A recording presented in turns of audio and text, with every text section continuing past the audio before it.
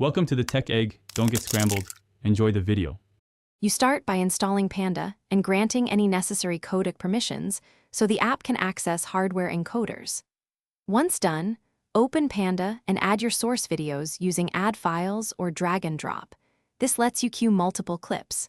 Make sure to set an output folder right away so exports land where you expect, and enable auto-rename if you want to prevent accidental overwrite. These initial steps place your files and settings in the right place before you touch quality, codec, or compression controls.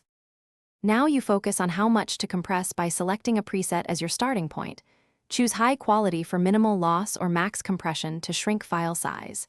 Then change the codec. H.265 saves more space. H.264 has wider compatibility, and set resolution and bitrate to match delivery needs.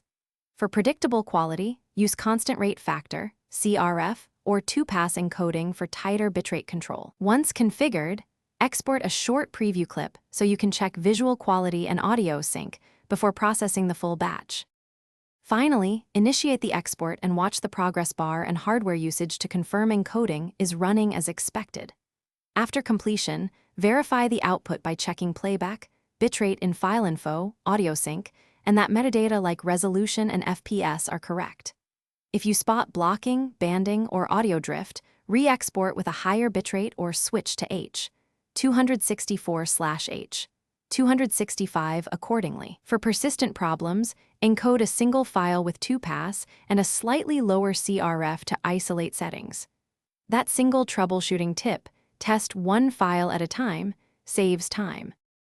Thanks for watching. Consider subscribing if I helped unscramble your problems.